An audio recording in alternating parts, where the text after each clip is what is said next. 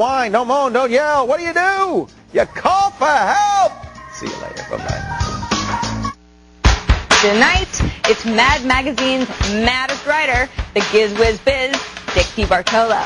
And turn your old DSS dish into a super powerful directional Wi-Fi antenna.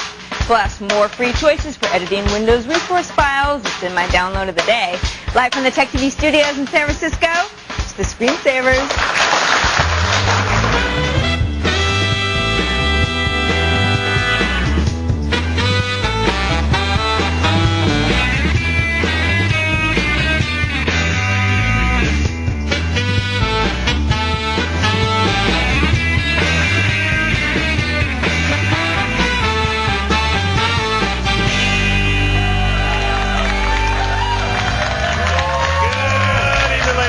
Welcome to the Screensavers. I'm Patrick Norton. And I'm Kevin Rose. Thanks for joining us on Screensavers, your one-stop shop for all things tech. Tonight, we have an awful show.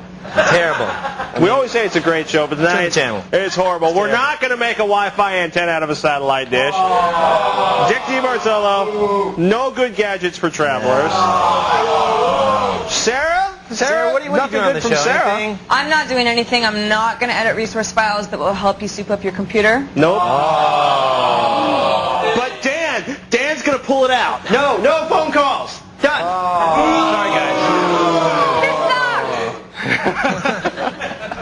Okay, we really do have a great show for you tonight. All the things, yes. Pat has some antennas that are like this. This big. This big. They're huge for Wi-Fi. I didn't know they got that big. Well, you know, Brentano from the LAN party, this is all for Brentano. It's all about scope. He apparently wants to pick up network access from somebody across the town. Well, he lives out in the middle of nowhere. We call it the boonies here in California. Yes, the boonies. Yeah. Dan has the number. Everyone can get a hold of us. I do. Fellas, you can give us a call at 888-989-7879. Thank you, Patrick. And you can also email us at thescreensavers@techtv.com. And if you have a netcam, you get a free T-shirt. Woo! Not bad, huh? Nice. So if you have a netcam, dust it off, hook it up to your computer, and use it to call us. Get free clothing. Let's start with the tech news that caught our eye today. Sarah has the first story. Yes, I do. Listen up, all you iPod mini owners. I know you're out there. Apparently some users have been complaining of audio problems, ranging from crackling sounds to interrupted play with the iPod minis. Now, according to an Apple statement, Apple's aware of a few isolated reports online of iPod mini audio static. But Kevin, I know you've had the issues with it locking up. Yes, I have had. This is not one of my old socks. Well, it is one of my old socks. But inside one of my old socks is my beautiful little iPod mini. You know what's funny is you don't put it in that case for television. It's always in that little fuzzy case. Yeah, I always keep it in this little fuzzy case. But I have had some issues with it locking up. It's felt. It's not a sock. That's right. Just want to let everybody know, if you do have issues with it locking up, though, you can take the iPod and flick the switch a couple times up top, the hold switch, and then hit the menu and the center button at the same time. And when you hit those two buttons, it's going to reset your iPod for you. Any firmware updates for that yet? Nothing yet that I've seen. So, are you having the little... I'm not getting any static, though, that I've heard a lot of people are having. I don't have any problems whatsoever. Are you tempted to turn it in the first 6 months just to get it replaced? No, it's like they're going to pay you. They're going to make you pay after the first 6 months if it develops that little scritchy noise. So, yeah, what's the deal with that? Is it $30 after the first 6 months? I think it's $30 after the first 6 months. Apparently, they're having trouble with either the way the jack was soldered on or the jack itself. So they're doing. If you're having horrible noises or strange little fuzzy staticky noises coming through, you can get it fixed for nothing until it's 6 months old, in which case you got to pay for it. You know, it's funny. I was going to return mine because it was locking up, and I thought, I'll just take it back to CompUSA or wherever. And they don't have these. These are sold out everywhere. So you can't even return it if you wanted to get a new one. The rumor has it is they've actually, and this is deep rumor, is that they've actually run out of the supply of hard drives, and they're waiting for another supply of hard drives before they go out again. That would be why. So hold on to it, I guess. Yes. Watch your sales receipt date. So far, so good, though. Yeah. Except for the locking up. But yeah, and the people out there with the fuzzy ears. I still like my Apple iPod. You love your Apple iPod. Anyhow, next story. Besides for the audio locking up, it's great. Nothing wrong. Okay, the next story is pretty amazing. Scientists at Cornell University have developed a device that can measure the weight of a single cell. Now, to put this into perspective, the magnitude of what I'm talking about, I'm going to read you this direct quote the BBC News, who makes those graphics? Quote, the scale of the researchers' work is straining the number of prefixes needed to describe the world of the very small. They've moved beyond the prefixes nano, pico, and femto to atto, and they now have zepto in their sites. When's Officially, Groucho coming? zepto means 1/60th of something, or one prefixed by 20 zeros. That's big. What did you guys even say? I wasn't listening. I was too busy when's reading the Groucho? news. It's like the Zepto, the Harpo, the Groucho. No idea what she's talking about there. I mean, I don't even know how Weren't they do that you kind listening? of stuff. Well, I read hear a direct you. quote from BBC News. I hear you, but just what, gotta what does that all mean? This is like a metaphor for a relationship. I hear you, but I may be projecting. That happens sometimes, you know. It's not blah, blah, But it's blah. like, it's just, I'm kidding, You know honey. what doesn't happen later? Robert, thank you for the news, Sarah. Robert joins us on the phone from Central South Carolina. How you doing, Robert? Hey, Robert. Good afternoon, gentlemen. How are y'all doing? I'm going to contradict what you started out with. You do have a great show, man. Y'all have turned me from 1 year, the 23rd of this month, into what my wife refers to as a geek. All right. Yes. That's Ladies and awesome. gentlemen, I like that. I love like that. thought. How can we make you more of a geek? Yes. Well, what I'm wanting to do is I'm trying to build a website, and what I'm wanting to try to do is put in something like a Google Images where you can actually click on them and actually enlarge them from your website when people view it. So you want to put thumbnails of your, so you don't have like 40 giant pictures loading. You want to load quick, Exactly. easy So I could thumbnails. I'm sorry? Yeah, I could put, say, possibly 8 thumbnails up there, and then people could, when they go to the website to visit the gallery, could click on the thumbnails and actually make them larger. Robert, can you hear the furious typing next to me? Kevin's so on this. I'm hunting for you right now. I know of a great application for you. First thing I have to ask you, though, is what type of hosting provider do you have? In other words, you want the name of it? Well, the name of it and what type of services they offer. I mean, do they offer CGI or right. PHP or any scripting language? Have you heard of any scripting languages like PHP or any like CGI access, they sometimes call it? They actually said I could use a HMTL. Okay, standard HTML. But do they offer anything above and beyond that? Anything like PHP or ASP?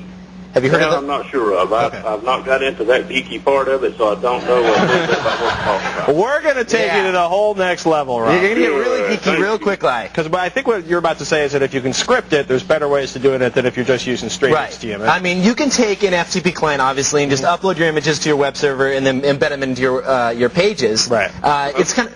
it's something you can do with Photoshop, and there's some other graphical editors that will export little thumbnails for you, and also the larger associating bigger images with the HTML. Like I know that Photoshop does that built in. So wait, you're gonna say basically if you can script it rather than manually creating thumbnails and uploading them, it'll automatically create thumbnails and display Right, them on it'll the page on the fly. Well, Photoshop will automatically create all that for you. All you have to do is upload it. Now, another application that I like even better is called Gallery. Now, take a look at it here. This is an open source project, and it's running on something called PHP. PHP is a web scripting language. There's a lot of web hosting providers support this. You'll just have to pay a little extra for it, normally a few extra dollars a month to get that bumped up plan. Once you do, you can install something like this, and then you would be able to just put one image in there, click on Browse. Like let's say you take some pictures with your digital camera. You take the big image, click on Browse, click on Upload. It'll automatically create all the thumbnails. It'll allow you to post comments. Let me show you it working. Let me take you to a friend of mine's site. My friend is going to be so mad at me that I showed his site. JeremiahUdy.com is his site. And it's pretty lame, actually. I got to tell him to update the homepage here. Sorry, Jeremiah. It's just not that good. If you click on here, this is one of his trips here. This is like his personal files. He's going to kill me. So if you click on his trips here, this is actually Gallery running. So what he did is he just took his digital camera, dumped all his files over, and then clicked on Import. It put them all into the web page automatically, and then you can click on one of the pictures, and it will enlarge the picture. It gives you thumbnails, also the larger picture, and you can put comments. People can comment on here, whether they like the pictures or they didn't. And it's completely open source and free. Right. All you have to do is pay a few extra dollars for the extra added hosting, the PHP hosting. So that will do it for you, Robert. Now you just have to call your hosting provider and make sure that you can get on a plan that supports PHP. Does that make sense at all? Now, is it very hard with that program, is it very hard to actually upload them and actually put them into your website, or is it going to give you good directions to do that with? It's really easy to do it, actually. There's an admin interface that you log into, so only you will have the username and password. Yeah. You type that in, and then you just click browse and upload, and it's a done deal. Even I can do it. If I can do it involving web page coding, anybody can. And he doesn't even have a website. No, I do. Did you have a website? Good. Yeah. That's pretty good. Yeah. Yeah, I can't code to save my life, but even I can make it work. So Robert, thanks for the call, and like I said, it's completely open source and free, so give that, it's called Gallery, and we'll put the links in the show notes to anybody else that wants to give that a try. And by all means, if you do decide to take advantage of the commentary section on Jeremiah's site, say nice things just to try to preserve what's now left of Kevin's friendship with his friend whose site's been slammed. Jeremiah. Good stuff. Good questions, Robert. Still ahead on today's show, all you travelers, stay tuned. Dixie Bartolo is going to join us with travel gadgetry. And after the break, I'm going to talk to you about turning your old DSS dish into a monster Wi-Fi antenna. It's coming up when the Screensavers continue.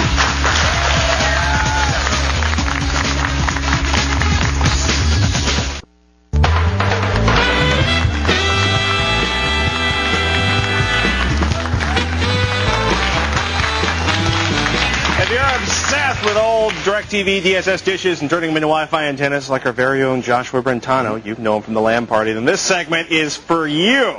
So should we point out what a directional antenna is used for? Yes. Okay, directional antennas, a couple things used for them. Basically, the idea is you take, actually, you want to hold that up? It's a fine example of a directional antenna. It's one from NetNimble.net. The idea is you focus the energy of the antenna coming off of your Wi-Fi card in a very specific direction. So you're picking up more information from that direction or more signal from that direction or blasting out more signal in that direction. So I think that's a 24 dBi antenna. I'm not going to get into explaining decibels and the scales and how they work, but let's just say that's a lot more powerful than the little tiny antenna that is built into your... You see that little tiny... That's your normal antenna in a Wi-Fi card, that little purple spot right there. So we're going to take this little purple spot and we're going to make it a little... Well, we're going to make it overkill, I guess. So why would someone want to make this overkill? Is it just for connecting friends together, or... Case in point, if you're, say, I don't know, kind of war driving, only stationary, one of my favorite stories is a guy who basically picked a hill in Seattle and started picking up open Wi-Fi spots over hundreds and thousands of yards away by using a high. So it's war sitting, basically. He didn't have to drive. He just war sat there. Squatting, war sitting in the dirt. Cool. I like that. War sitting. That's good. I'm going to play around with that idea. Or in case if maybe you have two outbuildings, or maybe your friend has internet access, they want to share it with you, and your houses are a couple 300 yards apart. If you're working line of sight, these are great for line of sight over long distances, like as much as say 34, 35, 70 kilometers. 50 miles, 20 miles, a couple hundred.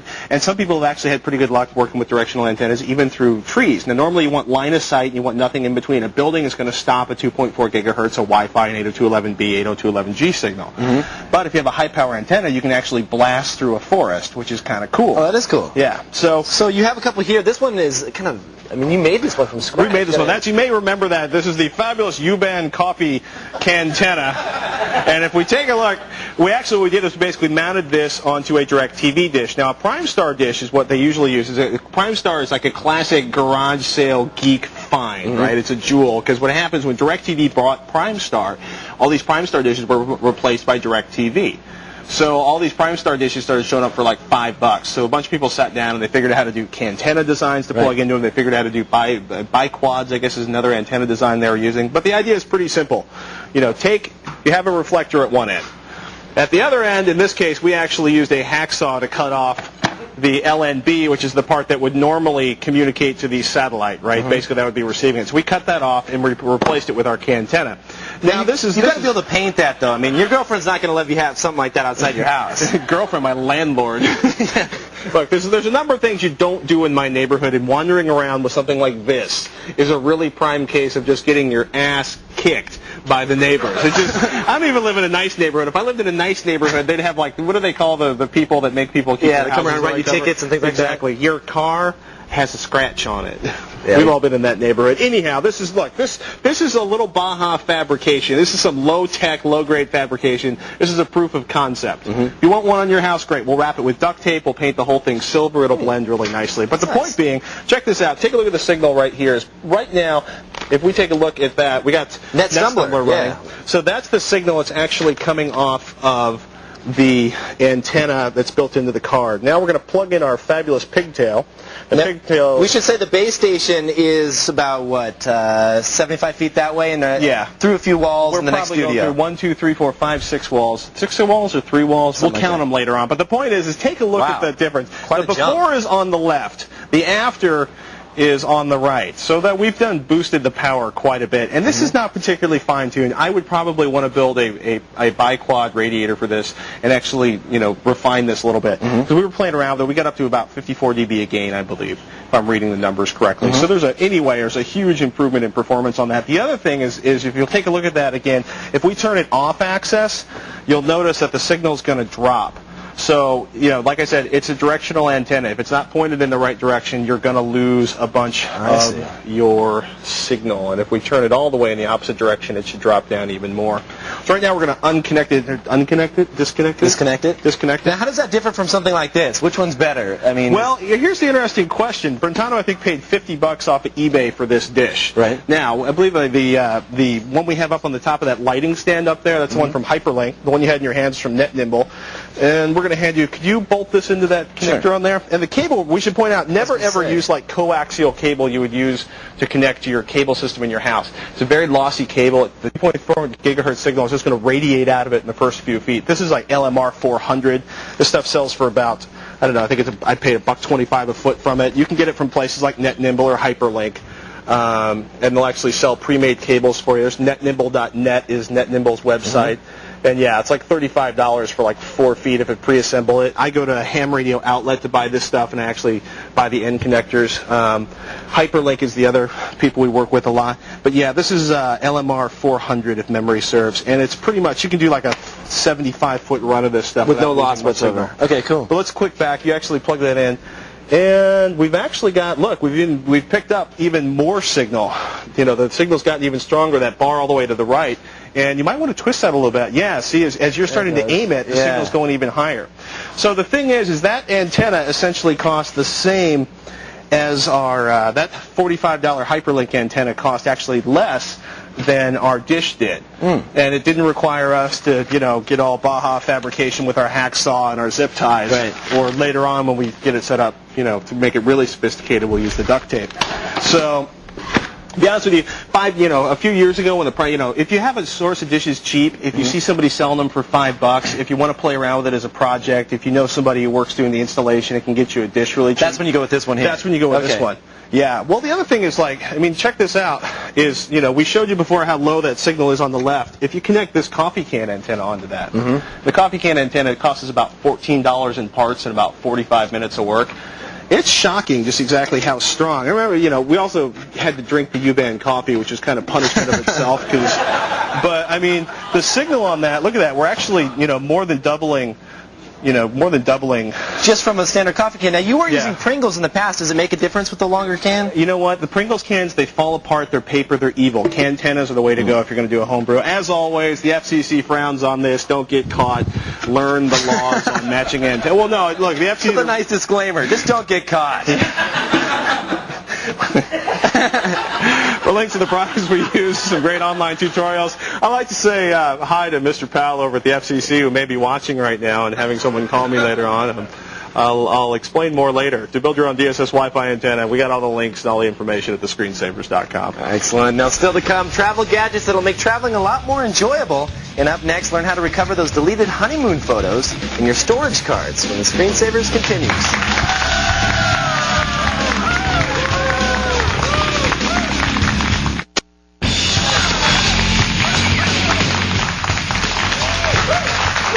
Brandon joins us on the phone from the Bronx, New York. Hey, Brandon. Hey, what's going on, guys? Hey, Brandon. How's it going? All right. I just deleted some pictures from my trip to Vegas. Ooh. Yeah. That could be good or bad, depending on what we're talking about here. No, it was bad. I want them back. Okay. Not a leave it in Vegas kind of trip. What happens in Vegas? What happens in Vegas, yeah. That's right. Oh, boy. We actually have a really good story about this up on the website. You know James Kim? Does a lot of the camera reviews out of the lab. Oh, yeah. He actually lost some, primal baby pictures. Oh, no. Yeah. Well, it was pretty serious stuff. And actually, if you go to Tech TV, the Screensavers, and take a look. But he did a whole article talking about some software called Photo Recovery for Digital Media. And it's pretty good stuff. You get it at lc-tech.com. Click on the photo recovery on there, and what it does is normally, right, it's just like when files get erased from a hard drive. It doesn't really go through and erase the files. What it just does is erases the pointers to the files. So the files, in this case, hopefully, you haven't used the camera since they got accidentally erased, right, Brandon? No, I haven't. Excellent news. So if you download that and run it, you'll see, let's see if this actually comes up. There we go, photo recovery for digital media. Unfortunately, I left my camera and the software at home. Right now, it's magically found a CD-ROM drive or a CD sitting from Everclear in there. But what you do is if you select the drive you want and you start the scan, it'll actually look through and tell you all of the physical files it can find into the drive. Actually, Yoshi's got a thumb drive we can use real quick. And what's nice about this is you can pretty much use this for any kind of media. Is this a free program? Yeah, well, it's a free to try. It's like $40 to actually keep it. Oh, okay. I just need it for this trip.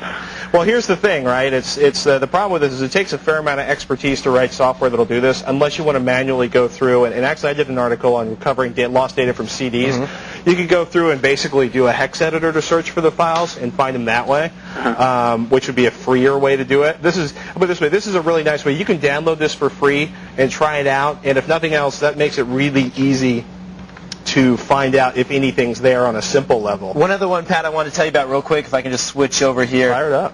There is one, go to binarybiz.com. This is one that I used here a few months ago. I actually accidentally deleted one of the partitions on my hard drive along with all the files. And it's called Virtual Lab Data Recovery. And it's the same thing, just like you said, Pat. It gives you a trial. It'll let you know if it finds the files, and if it doesn't, then obviously you don't pay for it. But if it does, then you pay a one-time fee, I think, to register the software. But give that one a try if what Pat mentioned doesn't work out for you, because I know this one worked for me.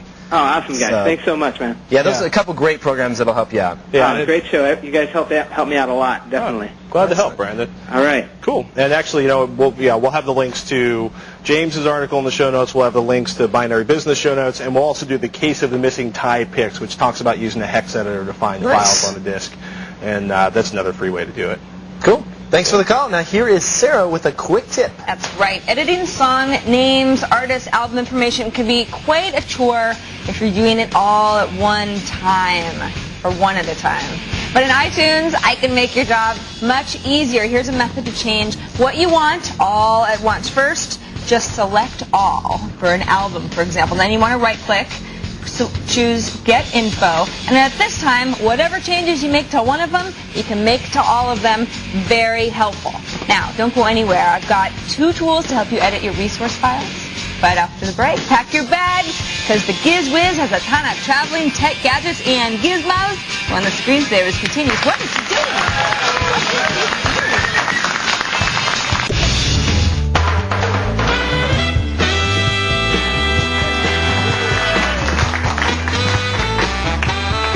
Welcome back to the Screensavers. I'm Kevin Rose. Coming up in this half hour, Sarah shows you some tools for making editing your resource files a little easier, and find out if hyperthreading is worth the cost with our next caller.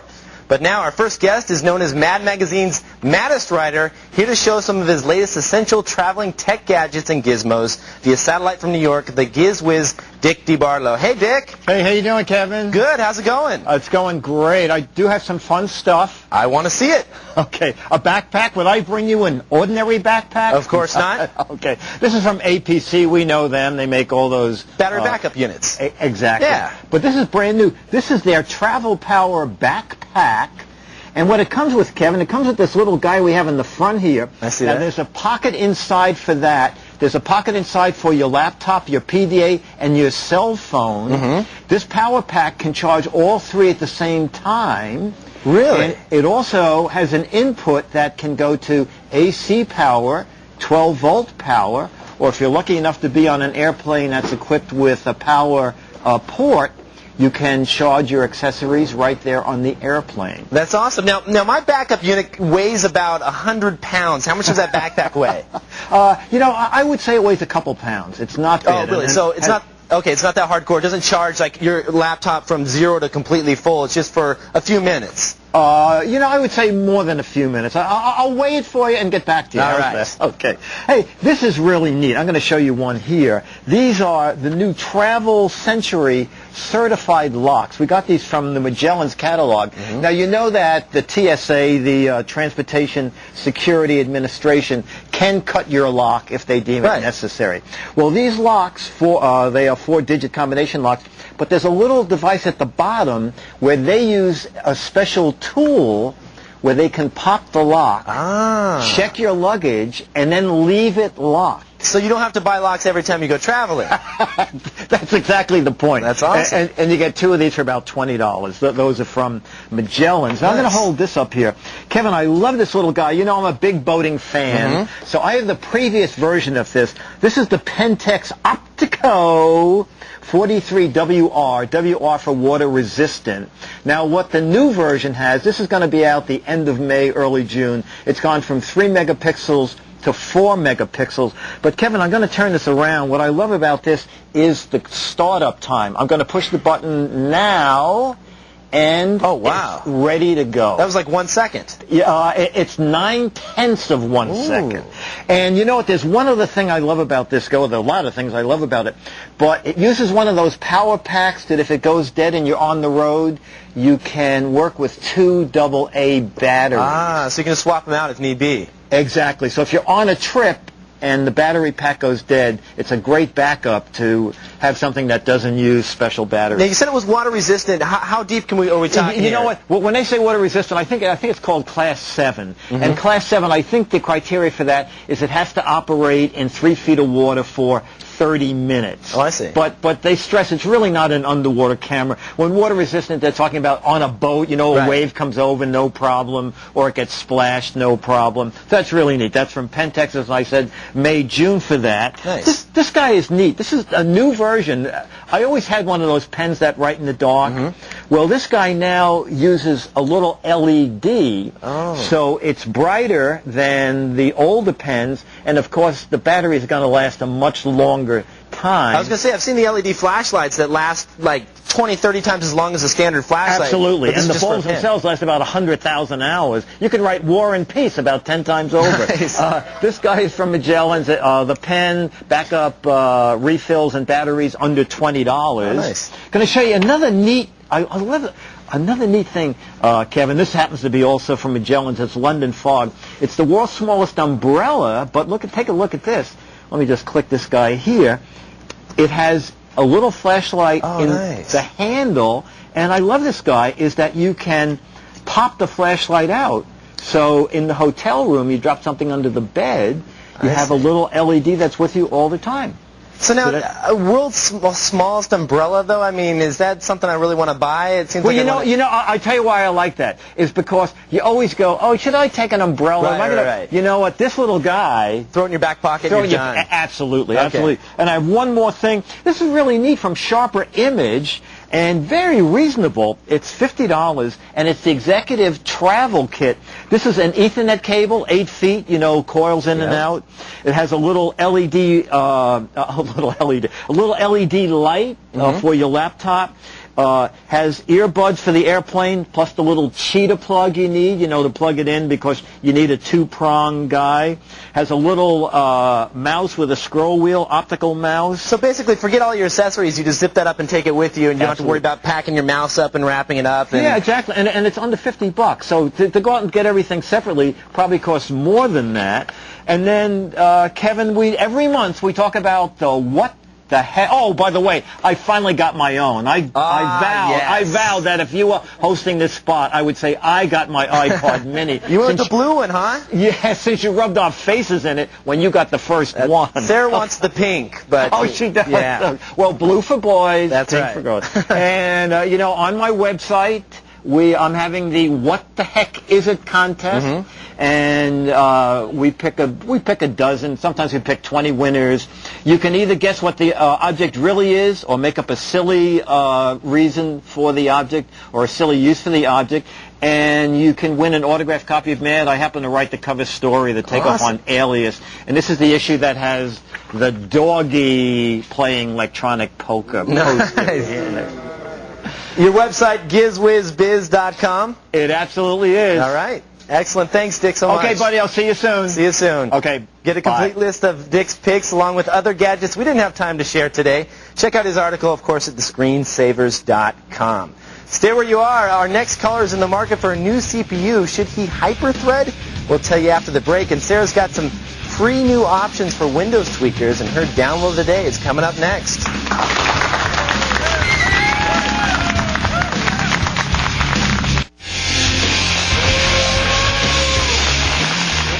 Folks over at Fresh Gear to see what's coming up tonight. Stephanie Seemailer. Hey, Stephanie. Guys. Long time no talk. Yeah. It's been a while. How have you been? Oh, so good. The corn? You know, I'm really hyper right now. I got all this energy. I don't know why. She tried to curl my hair in the dressing room before. That's a lot of energy. Yes. Sorry, Kevin. I got a little out of control. It's okay.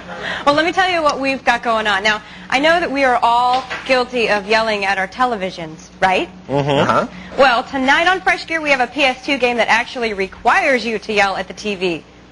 It's called Pipeline. It's from Konami. Oh, I've heard about it. Yeah, you've heard about it. Yeah. It's voice activated, and the coolest part is it reacts to exactly what you say. You want to know what happens when we try to talk dirty to it? Well, we tried it. Watch tonight to find out.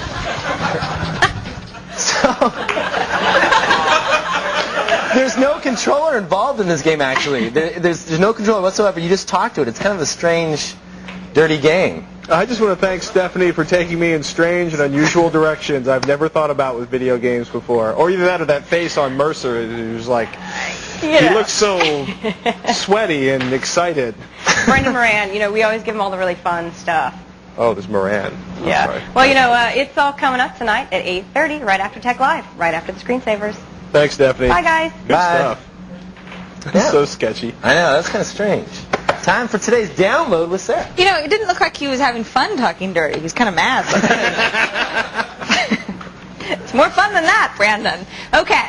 I've shown a couple tips recently that require you to make changes to the Windows kernel, Windows shell, stuff like that. In order to do it, you have to edit resource files. It can be kind of a pain because resource files are data within programs. They're often hidden, and they can be hard to isolate and pull out and do something to them individually. That's why you need a resource editor to extract them. Today, I'm going to show you two. They're both free. They're both easy to use. The first one is Resource Hacker. You're probably familiar with this because I've been using it lately. For example, the other day when I hacked my XP button or start button to say something else, this is what I used, Resource Hacker. This is my Explorer.exe. It's basically my Windows shell.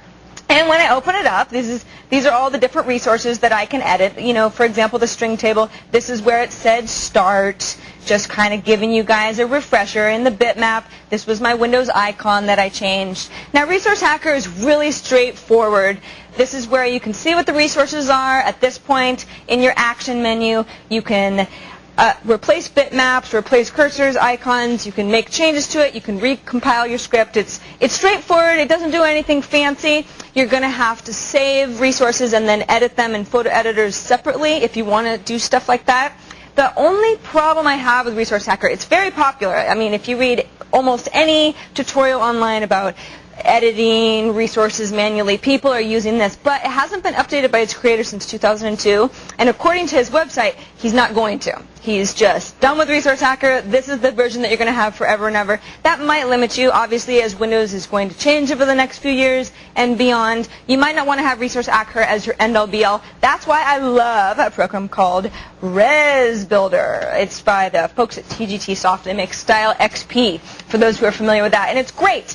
At first glance, I've got the same Explorer Windows shell file open. It looks exactly the same, but when we start expanding my tree here, now here's that start menu icon that I had, but now I've got some more options. In fact, I can actually start editing the bitmap while inside Res Builder, which is really helpful. Obviously, you might want to use another photo editor to do something a little bit more robust, but this gives you a really good start. If I just click over here, I can save colorization to current image, images of all this type, all images. Let's say I wanted to sort of change themes in general. What is also really nice is in my editing menu, I can choose to customize editors. And this is where I can say something like, hey, I don't want to use Microsoft Paint. I've got Photoshop installed, and that's the one I want to use. I can customize so that I have my image editors, text editors, hex editors, all within Res Builder. It knows what I want to use, and I can do that all at once. For example, let's just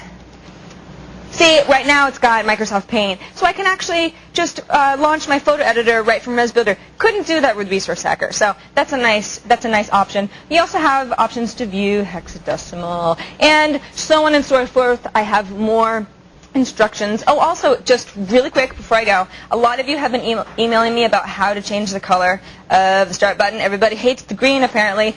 Well, as you can see, this would be a great place to start. I'm already, if you just pan over to the left a little bit, camera 8, or not. If you were to see my start button right now, you could see that it was changing a lot of different colors. There we go. Okay, so there you go. You're on a roll. Both of these programs are free. They both do the job, although I'm kind of a fan of ResBuilder these days. And if you're doing any Windows tweaking, you want to have at least one of these guys on your system for sure. Get them both in my Download of the Day article at thescreensavers.com. That's all. Nice. Why wouldn't you just go with ResBuilder all the way? Is there any reason to have the old Resource Hacker around? No. I mean, the only reason that I've been using Resource Hacker is it was the only one that I knew about. Right. And from the online tutorials that I've seen, a lot of people have no idea about ResBuilder because I don't know why they wouldn't be using it otherwise. Nice. I think it's just new, cool, and exciting. Cool. Completely free. Completely free. Completely cool. Completely cool. Completely available at thescreensavers.com. That's right. Coming up after the break. To hyperthread or not to hyperthread? That is the geek question. And our next caller's question, we're going to answer it right after these messages. Be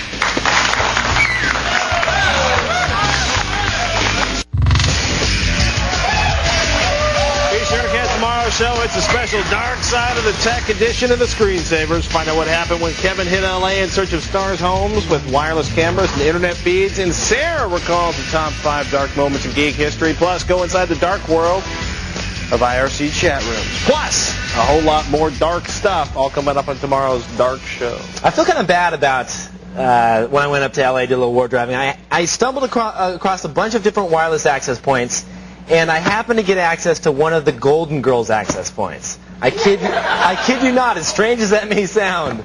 I actually got it. You'll see it tomorrow. It's pretty crazy. Is this the one where you end up being chased by the neighborhood security? No, that was, who was that, Dan? We were chased. Actually, you know what? Okay, yeah, let's talk about it tomorrow. Tomorrow, yeah. Scott joins us on the phone from Waterbury, Connecticut.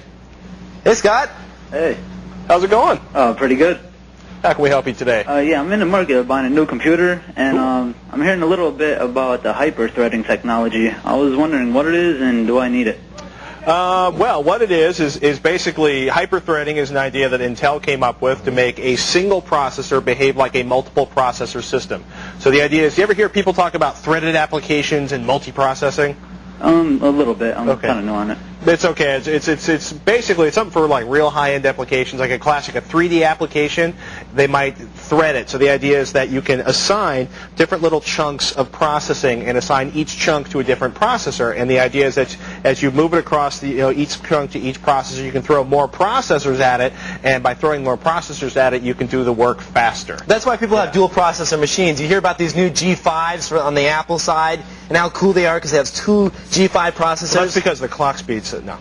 Yeah, well, they really have, what's cool is Photoshop is able to take advantage of those 2 processors and split the information. So when you're doing like these really cool effects, whether it be video editing or Photoshop or some things like that, it'll actually increase the speed. But in this case, hyperthreading is only 1 processor. Why is it any faster? Well, the idea, right, normally when you're processing information, and I'm going to hear some total like chip engineers howling in the background. But the idea is you line up a bunch of data, like a bunch of kids going through the lunch line, and then you run them through the lunch line. When one lunch line is done, the next class goes into the lunchroom. The idea is like, this is out of an Intel PowerPoint presentation. If you take a look at multiprocessing here, right, they're like, okay, so we've got one set of information being processed here, and we've got another set of information being, pull back a little bit, we can't really see it when it's up close, and another set of information here. Now, if you look at hyperthreading, what they're trying to do is take what would be open spaces in one, and they're going to basically mix the two so that the multiple amounts of basically they create 2 logical processors where essentially sort of like fake processors where there's actually one physical processor and it allows you to execute more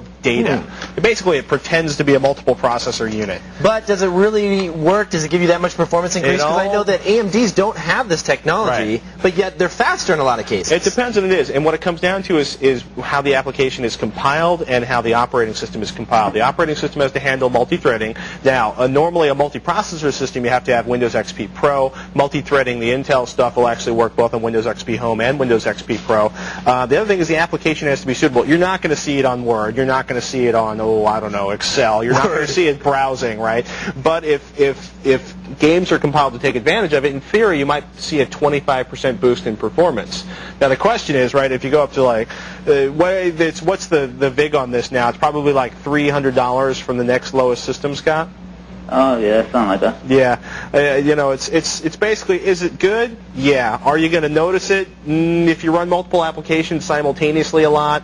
Or like video games? Or... some video games, in theory, should take advantage of it, but we haven't seen a whole lot of that yet. Yeah, it's pretty new. It's one of those things where it's like, yeah, once it comes out, and then like a year or two later, people start using the compilers to take advantage of it. It reminds me of like the MMX instruction sets and all the instruction sets that they came out with the processors. Yeah. It took a while for the software developers to write it. Yeah, you're buying it now for some, an advantage you're probably going to see in about a year. If you plan on holding on the system for 3 years and you can afford the extra couple of $100, it's not a bad idea. But if you could also, if you could buy a gig of memory instead of half gig of memory for like video editing and photo editing and video games, I'd probably go that route instead. It's cool stuff, but not something you can live without it if you don't want to spend the money, Scott. And check out the AMD 64s. Faster chip, cheaper price. We like that. Yes, we do. But in 2 years, if the compilers catch up, it could be a different story. It's true. Thanks for the call, Scott. Now let's check in with Dan for a helpful tip. Thank you, fellas. There are lots of legal music download sites all over the net, so the biggest problem you're going to face is choice, which is actually good.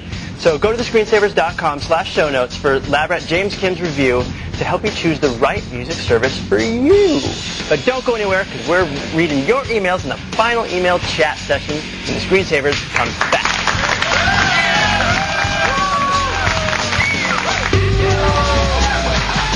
It's that time. Yes, indeed.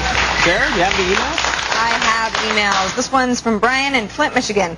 He says, I see that when making backups of DVDs, dual-layered discs will have to be spanned across 2 discs. Do you guys know if there will be drives that can burn dual layers? Oh boy, the dual layer. Should I buy it? This is like a question we're getting. DVD burners are $150, but shouldn't I wait for the dual layer DVD burners that are coming out in June or July? I'm actually kind of waiting for them. I haven't bought a DVD burner yet. Well, I did have one, but I took it back. It was from Products. Right. But yeah, I'm waiting for them to come out until I actually buy one of my own. So you're going to pay like $500-600 for a dual layer rather than spending $150 for a single layer DVD. Well, it's nice because you can just make one-to-one backups of your DVDs. Now you can use an application like DVD Shrink. It's open source and it will shrink all the information down or compress it down so that it fits on one disc for backing up movies. Yeah. I mean, here's the thing: is like Kevin's nuts. He'll go out and buy it the day it ships. Me, I'm scared of a lot of new products because a lot of times they don't work, or the software isn't worked out, or they need to do BIOS tweaks, or you'll find out that the dual-layer DVD discs that work great in the player and on your computer won't actually work in your home DVD player. So I would if you want to wait for dual-layer DVD burners, not a bad idea. But man, DVD burners are getting so cheap, single-layer. The only other thing too is the dual-layer discs are not going to be $1 a piece. No, they're going to be DVD burner, the regular DVD discs were like what, $22 each when they first came out. Just a couple years ago, they were $22. It's amazing, right? They just now got really cheap in the last 6 months to a year. One, to answer the people who are asking, you can wait, but you're going to pay a lot more for a dual-layer burner than you are going to pay for a single-layer burner, probably 3-4 times. The discs, like you just said, are going to cost 3 or 4 times as much. And there's going to be that shaking out period where you find out what it works on, what DVD players it works on, and what DVD players it doesn't. But you can come here, and we will definitely have the reviews first. We're going to get them all in, and we're going to test them out. We're fighting and begging and pleading to get these in as soon as we can. Yep. Good stuff. That's it for this edition of the Screensavers. Thanks, Sarah. I'm Kevin Rose. I'm Patrick Norton. Thank you for joining us. We'd like to thank our guest, Dick DiBartolo. I want to apologize for calling Brendan Brandon. Have a good night, folks. I'll see you next time.